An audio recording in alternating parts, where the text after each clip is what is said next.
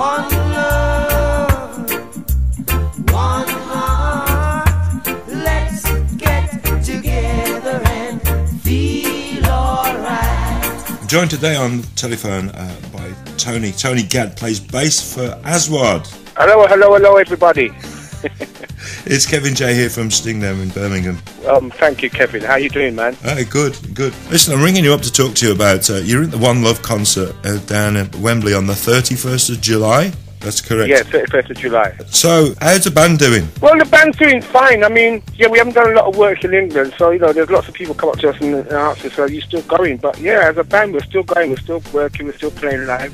We've done a lot of things outside of England. We haven't put an LP out for the last couple of years, but we're live and kicking, live and direct, same way. Okay, so you had some new members in the band, or was it just yourself and... Brizzy's not around in the band at the moment. So it's you and drumming? Even though as friends, we still talk and everything. That's what's Brizzy last week or whatever. Yeah. Mm-hmm. But yeah, as a band, we're still firing. We're still out there. We're still working. That's very good. Now, also tomorrow is 30 years since Bob Marley died. Big influence, a very big influence on the band as well. Definitely. Yeah. I actually had the pleasure of meeting Bob Marley not too long before he died, and yes, it's something I remember for the rest of my life. Yeah, so there's quite a few things going on. Obviously, if you can use the word loosely, celebrating the death, but, you know, celebrating his life in a way. You celebrate the life anyway, because, I mean, as I was talking to somebody earlier today, when you go out, you know, in England, if you mention Bob Marley, everybody still knows Bob Marley. And, it's been a long time since he left us, so, that, you know, that work that he did, it's still here, and it still lives. Left behind a legacy. Yeah, it's still here. I mean, and his kids are out there getting the name up the same way anyway. Mm-hmm. So, yeah, it's still here. And like you say, left a big imprint in your own minds musically. Mm-hmm. And you're working on a new album? Well, we're working on some music at the moment. We haven't recorded for a little while. We've been on the road and that. And, yeah, it's come back round to the time when your fingers start itching. Yeah, it's time to get back in the studio and record some new songs. So, yeah, we're looking at that. We're working and just keeping it going. You know? Like, as everybody knows, we've been in the business for quite a while. You have your ups and your downs. And right now, we feel like we're on the up. It's time to get back in the studio and do some more recording. As everybody knows, we're promoting right now the One Love concert on the 31st of July. And we call it our Sun Stash here in England because, yeah, we don't really get too many big shows like that here anymore. And it's a pleasure to know that there is one coming here at Wembley. Yeah, looking forward to that. I mean, you had big major chart success back in 1988 with Don't Turn Around, Give a Little Love, then On and On, Shine, and then Shy Guy. What should all your fans out there, and obviously there's not just your old fan base from back in the 80s, but obviously there's a whole generation of people that probably have never even heard of Aswad. Yeah, well, they see that was the thing that happened to us in 1988 was that we'd already been around for a good while before 1988, so we already had a following, we had a fan base we were working with. And that was there already. And then when we had a hit in 1988, it was just like we gained a new fan base who really didn't know about what we'd done before. So, you know, it was kind of funny because people would come and see us and then they'd hear us do some songs. And some of them probably knew some of the songs that we did before, but they never knew it was us as well. So, yeah, within that time, yeah, we gained a new audience. And within that career, within that time span, you know, when you cross over, people always say, well, boy, maybe your music's turned pop or it's everything. But we always say, you know, for everyone to hear your music, it needs to go on commercial radio.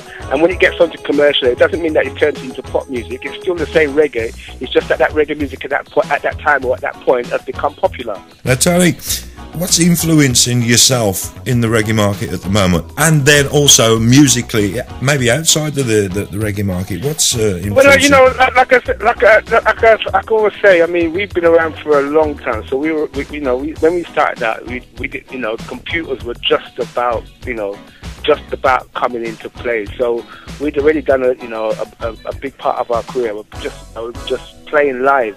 There was no everything out there to help you record or anything. It was just, you had a tape machine and you pick up your bass guitar, your keyboards, your guitar, your drums and everything, and you played straight onto the tape. And what went onto the tape, that was it. And we've watched the whole business change right now, where right now, you know, with technology, you're able to do loads of things. So for us, as you know, as influences, when we were growing up, you know, it was, you know, Bob Marley, Burning Spear, Dennis Brown. Then, you know, America had Marvin Gaye, Michael Jackson, all of those things. I mean, and then we grew up in England. We were born in England, grew up in England. So, you know, Rolling Stones, Beatles, Elton John, all of those pop things. We were all influenced by those things. And that was our generation. And then the generation after we come and influenced by what we did and what else was out there. To current day now, where we have what we have here in England. When we started out in the early days, we didn't really have an English music scene that covered, you know, things from urban, basically. Now we have an urban music business in England, which it's wide, and I'd like to think we help contribute to things like that. I mean, you have bands like Aswad, you know, from Birmingham, you have Steel Parks, you have UB40. There's loads of bands from in the early days, and, you know, the next generation, you know, listen to that and come and play the thing that made them become who they are now, whatever. So when you watch the music now, it has evolved over the years. So what we have now, we're pretty happy, man. Yeah, I mean, when you look at what's out there now and what we have here in England now, we have a vibrant music scene here in England now that the world can look at and say, well, all right, then, yeah. You know, when you mention English music in America, people don't go, what's that? No, well, the other thing is that artist names and that. Yeah, the other thing that's helping it now is obviously the onset of the internet with things like YouTube and Facebooks and Twitters and things like that. It's no longer is music takes so long to get to hear. Sometimes artists. Well, somebody mentioned something like that to me the other day. They said, "Do you know that you know, imports? What we used to call in the early days imports, which were records that you got from America or you got from Jamaica or wherever it was it came from, and you got it imported because you couldn't get it here. That doesn't exist no more, because as soon as anything is out there, it's accessible to the whole world." That's it. I mean, it used to rush to a record shop and pick a whole bag of 7-inches up with no centres in the middle. Imports. Exactly. Now, you know, as it goes out, that's it. You can pick it up. Yeah. You know, the internet has made it so accessible that, yeah, it's actually frightening to what's happened to where we came from to what happens now. You know, you put out an LP, you put out records, and after that physical copy that you see in the very beginning, after that you hardly ever see any physical copies anymore. It becomes something you buy down a computer line, and it ends up in a machine that you have in your hand, and you say, yeah, I've got the new tune, but where is it? Oh, yeah, it's on my phone, or it's on my iPod, or it's on my computer. There's no physical copy where you go, oh yeah, there's the picture. Yeah, it's all that whole technology, that whole digital thing, and you can't pull it back, because that's just evolution. That's how it goes. When we were playing music and we were listening to what was coming from Jamaica, we took what was coming from Jamaica and made what we did, and that's gone on to make the other things that we have now. Without, as far as we're concerned, without reggae music, you would have never have had drum and bass. We'd have never have had what we call dub music and all the things that we talk about these days, two-step, dubstep, whatever it is. All those things come from reggae music. In the early days, reggae came to the UK, and then all of a sudden there was a big influx of British reggae artists, and we were sending the reggae back to Jamaica. Well, yeah, you know, we were fortunate to record a song called Love Fire. Our original verse was called Promised Land, and we've seen that song, you know, be recorded by, you know, a lot of the Jamaican musicians. They've come back with a rhythm track, even down to David Marley used it the other day for one of his songs.